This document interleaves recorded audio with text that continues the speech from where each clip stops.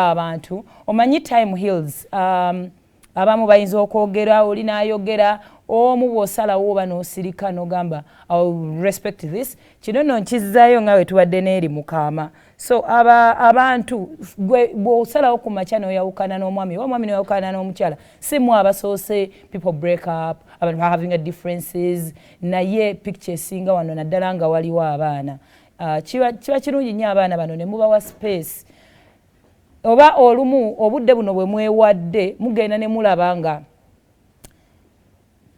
kibadde tekisaanidde oba obudde buhiiringa obudde buzza embeera mu nteeko so this is a very beautiful moment very very beautiful ebigambo bingi byogeddwa ku baana bingi ku maama Mwami Muteesaasira yennyini ebigambo byali biyitirivu nnyo kyali si kirungi bambi mu ntandikwa yonna yonna gye kyatandika kyali si kirungi but if this is what we are seeing tubayuzayuza bagende paka mukyaki yatataawe beautiful beautiful abaana bakuze that is very beautiful so ono yagenda baby nnyo the young one but now bwe kibanga kino ye results bwe kirabika kirungi nnyo kirungi ddala obayinako ku sound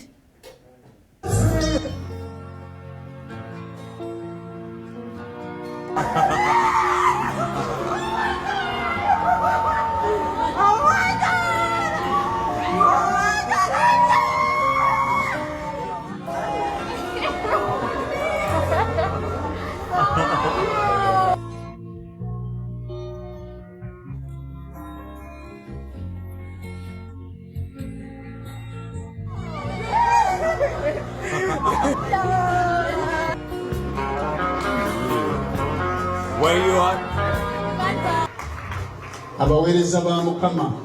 Servants of the Lord. Some of you have never seen them, but they are my children. Praise be to the Lord. And this is Esther. Elizabeth. This is Elizabeth. And Ezekiel is the one over here. Praise be to the Lord.